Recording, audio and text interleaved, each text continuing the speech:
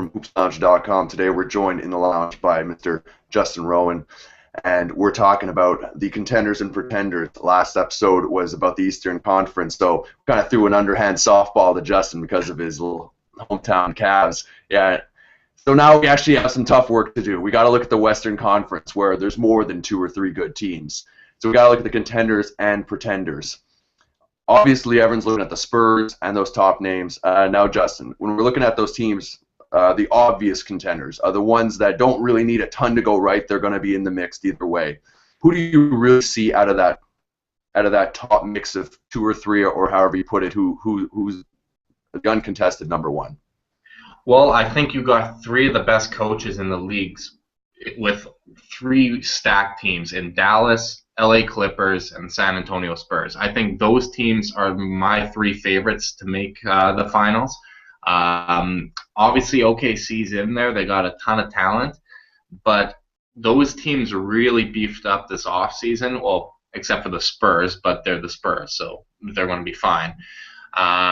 So those are probably my 4, but the 3 favorites I got, I'm going with Carlisle, Popovich, and Rivers. Yeah, that makes a lot of sense. And actually, it's something I've been saying for a while, that the difference between OKC being in that top tier of the middle group to what you're talking about, and I agree with you, by the way, is a coaching change. I think Scott Brooks needs to go. I think whenever you have that much talent and you can't make it work better than you are, like I understand the dynamic between Westbrook and Durant, but I think it does come down to coaching. I actually do like Scott Brooks. I don't think he's what's holding them back. I think they need to get something out of Steven Adams, because I just haven't liked their center position over the years. And you know what? They kind of really need to beef up the shooting guard position as well. If Thabo Sefolosha's gone, is Jeremy Lamb going to step up? They need to improve their roster, because I think outside of their kind of core 3 of Durant, Ibaka, and Westbrook, I don't think that team's been built properly, and I think it's unfair for people to put it on Brooks personally. Yeah, I mean, I'm one of the Steven Adams believers, and if you read a lot of what his teammates say about him, he actually has a fair, I wouldn't say developed in the level of he can be an all-star or anything, but he can do more on the offensive end than we're giving him credit for, because he's not being given the touches to show it with all those people you just mentioned. And right. also having Reggie Jackson, to me, is a big key point. To me, he was instrumental last year, and when they started playing him and Westbrook in the backcourt together, personally, I always put the ball in Jackson's hand to alleviate that, that headache of a decision when the ball comes up or Westbrook's just like, go, go, go, and then everyone's like, you should have passed it to Durant, and then that's the subject of every single critic, well, that and why they're still playing Kendrick Perkins. But okay, so we're talking about contenders. Obviously, those guys are up there, and I'm happy you mentioned Dallas. I don't think Dallas would have come out of most people's lips, but they do have a legit chance. I think on the wing it's going to be a bit difficult with Dirk Chandler and Monta Ellis, who aren't known for their defense, but to be fair, they do have Chandler, and they do have some nice defensive point guards, and they do have some nice defense off the bench. So I think they will be okay, and coaching counts for a lot, so their schemes will protect a lot of that. Yeah. Now, obviously, there's a lot of a middle group. Who would be a pretender there as a team who legitimately thinks? Now, I'm scratching my my beard here to seeing what you're going to come up with, but maybe a team that thinks they're a real contender who is just going to be a 2nd or 3rd round bounce again this year. That's Houston. I really, I do like Dwight Howard, and he's bounced back. He's not a likable guy, but he's a great player. James Harden, to me, watching the playoffs last year, he probably cost them 2 games with his defense. Like, game-winning plays in a close game were a result of his lack of defense. And I think sometimes he's afraid to take shots. He wants to take those high-efficient shots. He gets to the rim. He hits his open threes and stuff. But sometimes he just doesn't take that bad shot that sometimes stars have to take and make in playoff games in order to, propel their team to the next round. And I think losing Chandler Parsons is going to hurt. Trevor Ariza is a nice pickup if he's in a contract year. He's not in a contract year. He just got paid. Well, he's done this before, signing a 5-year deal. Oh, look at his basketball after year 1, right? Look at his basketball reference page. Every contract year is the best years of his career by far, and then it drops right off a cliff. I do like Terrence Jones, but when you're talking about how good these Western Conference teams are, I just can't see Dallas making it past the second round. And Or I one mean, Houston. Sorry. exactly. And on top of that, that team losing a Sheik and losing Lynn and not really replacing, like, that's a lot of points from Lynn and Parsons. And a Sheik was arguably the best backup center in all of basketball. Oh, So I mean, they're really counting on A, Patrick Beverly taking that huge next step, and B, Dwight Howard staying healthy, which are, to me, both really big ifs if you think you're that close. yeah, for sure.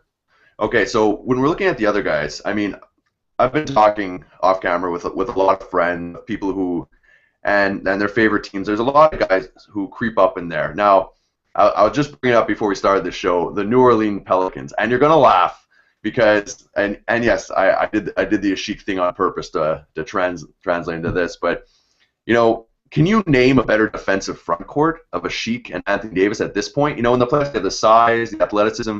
You know, again, health willing. Drew Holiday, I feel, is an underrated point guard. I know not everyone feels the same way, but he has size. He can play defense. Eric Gordon, if he's healthy, another huge if, can fill up the stat sheet. And having Tyreek Evans, another legitimate ball handler who can cut in. So you have wing shooting, driving, and there's Ryan Anderson off the bench. It seems like there's a formula for a playoff contender. They have the size, the outside shooting. I Yeah. actually even like their coach. Do you think people are sleeping on them, or they're just not there yet? I think they'd easily make the playoffs in the East. They'd need everything to go right and get some help in order to make it in the West. Like, we named the top four contenders of Clippers, Mavericks, Spurs, and Thunder. Then you got Houston, you got Portland, you got Golden State, you got Phoenix that's going to be in there. I'm forgetting someone. I know I am. I can't see them getting past everyone in the West, and I just don't see those guys holding up. I hope Drew Holiday can stay healthy because I really do like him, but they lost Brian Roberts as their backup point guard. I think they're more prone to get hurt from a point guard injury with him not there as some sort of insurance plan. Eric Gordon, I mean, he was good, but at this point you can't rely on him. Well, if they just have him as a spot-up shooter, side ball handler, I mean, he doesn't necessarily have to be the superstar that they're paying him to be. Oh But yeah, he's certainly capable of that. But if they are to make the playoffs in the West, he would need to be a little bit more than that because they just don't have the firepower without that. exactly. Well, the thing is, I'm looking up and down the Western Conference, and there's Phoenix, which you mentioned, who's was, but I think it's safe to say they take them overall. And then there's Denver, who's always scrappy, but I still believe in that and them a little more. I legitimately think that they can vie for that eighth spot. It's going to be a battle, but you know what? Those teams that are at the bottom, they all have their weaknesses. And when we look at teams like Golden State, you know, their shots have to drop for things to work. Bogut has to be healthy. Mhm. There are some ifs. I can see them sneaking in past that. And Portland, as good as they were really lucky that their top five stayed healthy for the majority of the year because their depth really isn't there. You know, and there's a lot of teams kind of like that. I think the Pelicans can be one of those sneaky teams. I agree with you that they're not a contender, but I do think it's a team that I wouldn't necessarily want to play because I feel that this is the year, as a lot of other writers agree with, that Anthony Davis puts his name in the hat as potential MVP. I'm not saying he's necessarily going to win it, but Oh, he's he's shown probably in in the the conversation. he'll be in the conversation. And within 5 years, he's probably going to be the best player in the league. Like, Exactly. When we've seen in the past a lot of players make that jump from a star to quasi-superstar from playing the Worlds, and I think he's getting a lot of invaluable experience. So is DeMar DeRozan and other players, but we saw that with Westbrook. We saw that with Durant. They became more solid players learning to play that way. yeah. So if you had to call it, because we just covered East and the other one, calling Cleveland to come out of that, would you say it is a legitimate number one contender to come out considering everything in the West?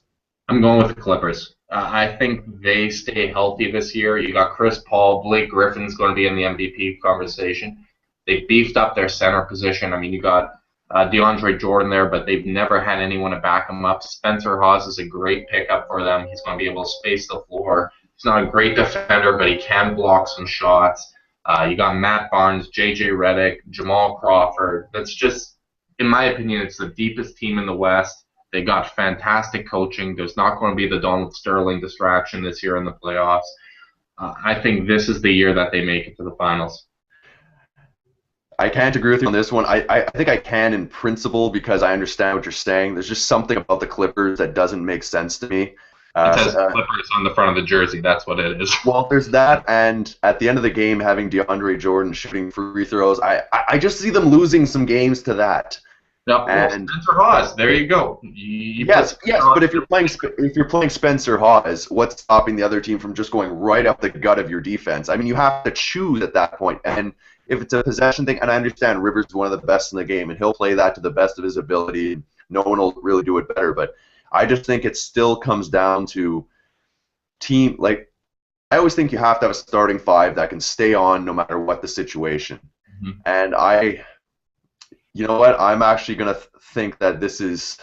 I'm going to go on a limb because I always do that. This is going to be OKC's thing. I think Durant and Westbrook are just tired of getting that close. And I think Adams can make that little leap. I think they're going to sign Jackson, make that little jump, and the rest is going to work out. They're a surprisingly young team, athletic, and they can stretch the floor. I think I mean, look, it's a crapshoot. The Spurs could run the table and no one would be surprised. Portland could do it. A lot of these teams. Although I agree with you that I think if Houston does it, we'll be growing our playoff beards, but I don't think that has much of a chance. Yeah. So okay, so you're saying Clippers, you're saying Cleveland. Now, I asked you in the other show who would be a bad matchup for Cleveland. Are the Clippers a bad matchup, or is that something conducive to LeBron getting another ring? I think that would be a really tough matchup. I think be almost a coin flip, really. It depends how big of a step forward Blake Griffin takes. Kevin Love's probably going to take a step forward. They're basically the same age, which people forget. They're both insanely young. And, I mean, Cleveland obviously has a lot of what-ifs. I mean, we don't know what we're going to get out of Tristan Thompson. We don't know what we're going to get out of Dion Waiters. Kyrie Irving's probably going to take a big step forward, but they don't have a lot of history together yet as a unit. It's going to take some time to gel. The Clippers do have that. So I think that would be a very tough matchup. I think OKC would be an easier matchup. So with your prediction, I hope OKC makes the finals because I don't think that's going to be a big problem for Cleveland. Yeah, although if my prediction is right, it's because guys like Adams and Ibaka stays healthy, and they do have to take that step. So I think it'd be really tough to contend with a healthy, motivated, and one step up each Ibaka and Adams in the front court when you're on the defensive end, right?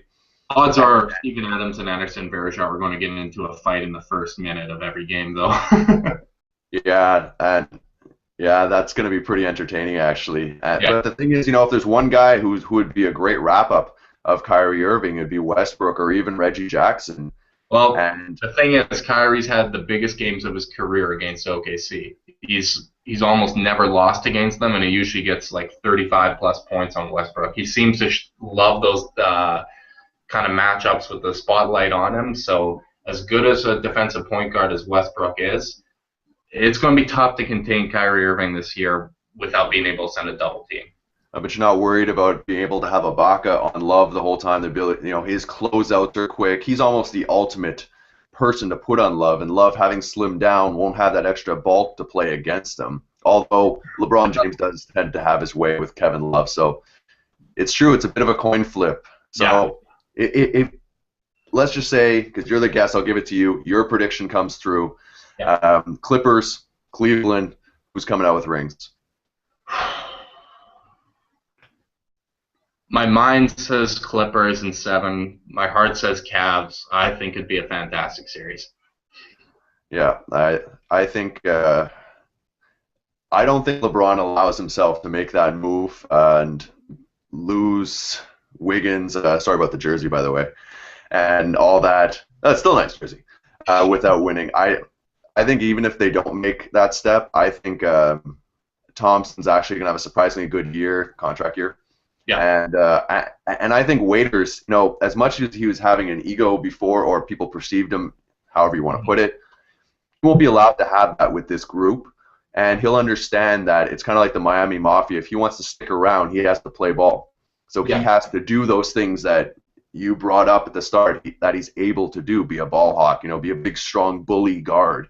Yeah. And if he can do that and continue to increase his three-point shooting just a bit, I think that's a little bit too much for the Clippers, although I can't jump on that bandwagon, even though Blake Griffin's Kia commercials are fantastic. It's true.